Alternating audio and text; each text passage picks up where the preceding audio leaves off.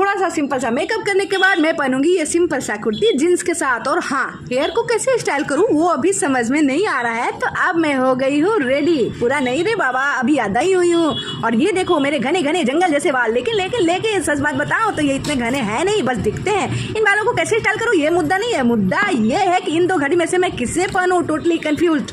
फिर मैं सोची कि स्मार्ट वॉच तो मैं हमेशा ही पहनती हूँ, क्यों ना आज ये चैन वाला पहनूं। तो फिर क्या था, हाथ से मैंने चूड़ी निकाली और पहन ली। उसके बाद एक हाथ में मैं पहनूंगी ब्रेसलेट, चूड़ी नहीं निकालूंगी। बालों को किया मैंने हाफ पोनी, क्योंकि खुले बाल मुझसे झेला ही नहीं जाता और खुले बाल मुझे कंफर्टेबल बिल्कुल फील नहीं कराते हैं। तो खुले बालों को करो बाय बाय और पोनीटेल को करो हाय हाय। फिर थोड़ा सा जुल्फे गिराते हुए ताकि सुंदर दिखूं। अब वाइपर्स लेने की बारी, तो ये हस्बैंड से शूट कराने था, बट लेकिन किंतु परंतु बंधु हस्बैंड ने किया ही नहीं, तो मैं खुद ही शूट कर ली और फिर चल दी मार्केट भ्रमण करने। यहाँ से मैं नीचे उतरी और पैरों में डाला मैंने क्रॉक्स, क्योंकि बाहर बारिश का मौसम है रे बाबा। कोई और सैंडल पहनी तो फिर क्या, उसका तो पोपट ही हो जाना है। और फिर मैं मटकते मटकते चली नीचे की तरफ और ये हस्बैंड जी से शूट करा रही हूँ। बहुत मज़ा आता है जब वो शूट करते हैं। नीचे उतरना तो बहुत मज़ेदार होता है, बट चढ़ना बाबा रे बाबा अभी तो सोचना ही नहीं है। फिर मैं अपना टूटा फूटा सा हेलमेट लगा के चढ़ गई अपने विमान पर और पायलट से क्या बोली पता है? चलो।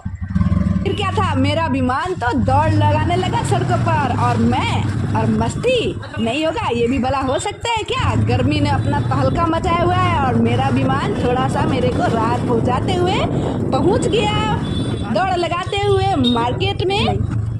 आनंद फानन में मार्केट तो पहुंच गई, लेकिन ये क्या, सारा शॉप तो बंद है। ओ आज संडे है, लेकिन एक शॉप मिला तो मैं पूछी, बट ये क्या, वहाँ तो मिला ही नहीं। मैं फिर एक दुकान से दूसरे दुकान पे पहुंची प्लान करते हुए और वहाँ मुझे मिल ही गया वो खुशी थी जो हमारे भाग्य में।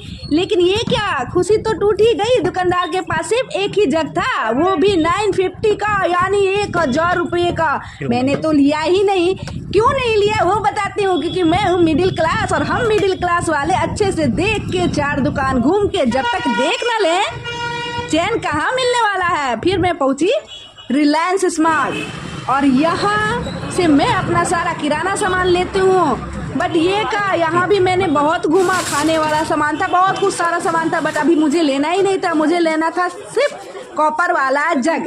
तो यहाँ से मैं घूमते हुए पहुंची ऊपर और ऊपर क्या देखती हूँ, यहाँ भी सिर्फ बोतल ही दिखा। इसका प्राइस था 425, लेकिन ऑफर में 300 का मिल रहा था। और यहाँ मिला ग्लास वाला जार, एक पर एक फ्री। 100 रुपीज़ का था, 50 रुपीज़ में ये ग्लास वाला जार अच्छा है, बट लेना नहीं था। यहाँ भी नहीं मिला, तो यहाँ से चलते दूसरे मॉल में और यहाँ से घूमते हुए मैं आई कॉस्मोस के पास। ये है सिलीगुड़ी का सबसे पुराना मॉल और इसके बाद, लेकिन इसमें सिनेमा हॉल नहीं है। फिर आया वेगा सर्कल, इसमें सिनेमा हॉल है। ये सिलीगुड़ी का दूसरा बड़ा मॉल है। सिटी सेंटर यहाँ का सबसे बड़ा मॉल है। और ये करते करते हम पहुँच गए मिडिल क्लास वालों का सस्ता शॉपिंग मॉल विशाल मेगा मार्ट में। हस्बैंड जी पीछे से कुछ बोल रहे थे, लेकिन उनके बातों को बिना सुने मैं चली गई अंदर और वहाँ जाके मैं टी शर्ट देखने लगी। 1-2 टी शर्ट मैंने देखा जो मुझे बहुत ही ज़्यादा पसंद आया। ये देखिए कैसा लग रहा है मेरे ऊपर, ये तो बहुत छोटा ही है। हस्बैंड जी पूरा हंसने लगे। फिर मैंने इसका रेट देखा, ये 300 रुपीज़ का था, तो ये मेरे बजट का नहीं है। फिर आगे बढ़ते हुए मैंने बगल में ही देखा बहुत सारा बोतल बिक रहा था, एक पे एक फ्री। 100 रुपीज़ का था, 50 रुपीज़ में एक मिल रहा था।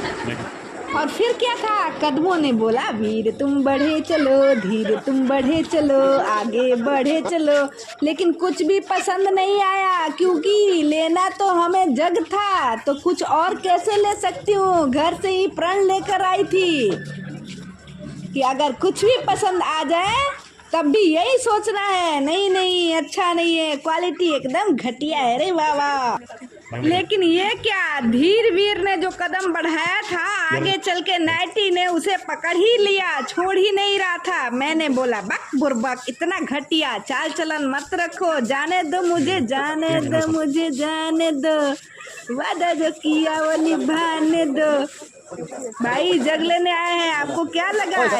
यार फिर से वही हुआ, पूरा मॉल का भ्रमण करने के बाद भी यहाँ से बोतल ही दिखा, लेकिन जग का कोई अता पता ही नहीं था। फिर मैंने हस्बैंड से बोला अब चलते हैं, तो यहाँ दिख गया एक टॉवेल जैसा कुछ था। फिर मैंने कुशन भी देखा, कुशन 100 रुपीज़ का था। लेकिन किंतु परंतु एक भी पसंद नहीं आया।